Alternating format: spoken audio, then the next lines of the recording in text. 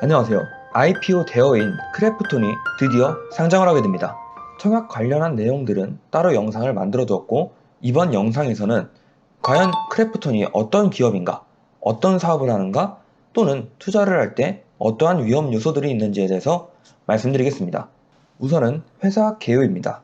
크래프톤은 2007년 3월 26일에 설립되었고, 여러 게임을 제작하고 국내외 퍼블리싱 사업을 진행하는 회사입니다. 퍼블리싱 하면 떠오르는 회사가 있죠?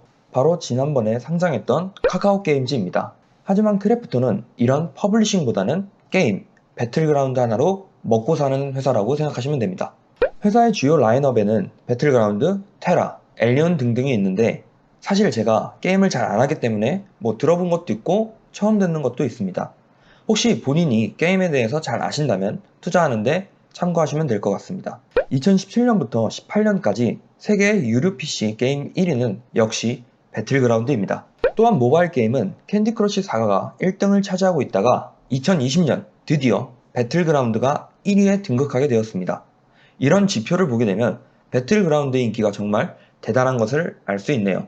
또한 수많은 유명 브랜드와의 콜라보레이션을 통해 게임을 넘어 하나의 브랜드로 발전시키면서 세계적인 브랜드 가치 또한 인정받고 있다고 합니다. 이러한 부분들 때문에 지난 증권신고서에서 비교 기업에 월트 디즈니를 포함시킨 게 아닌가 생각이 됩니다. 게임이 아닌 컨텐츠 회사라고 밀고 나가려는 것 같고 실제로도 그 방향으로 움직이고 있습니다. 메리츠 증권에서 예상한 크래프톤 실적은 21년 영업이익 1조 1000억, 22년 2조 5천억, 23년 2조 8천억입니다. 내년부터 2배 이상의 영업이익을 낸다는 예상인데, 그 이유 중 하나는 메타버스 대표주인 로블록스보다 일간 이용자 수와 매출액이 2배 이상 높다고 합니다. 로블록스의 시가총액을 보시면 약 56조인데요. 만약 메리츠 증권에서 예상한 대로 실적도 키워지고 또 메타버스 쪽 사업도 넓혀간다고 하면 로블록스 시가총액을 넘을 수도 있고 또 비슷한 수준으로 갈 수도 있다는 생각이 듭니다. 하지만 로블록스는 미국에 상장되어 있고 크래프톤은 국내에 상장되어 있기 때문에 조금 차이가 있긴 하죠.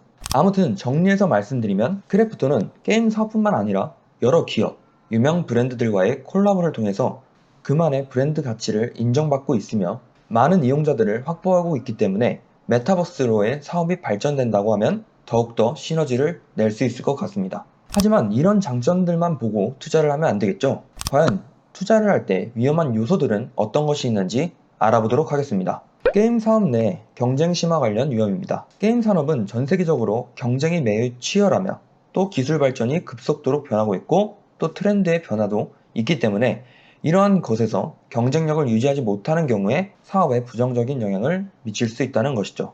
다음은 코비드19 등에 따른 글로벌 경제 관련 위험입니다. 이번 코비드19뿐 아니라 다른 감염병들이 발생을 한다. 그러면 글로벌 경제 침체가 또 나올 수 있겠죠. 그거에 따른 위험입니다.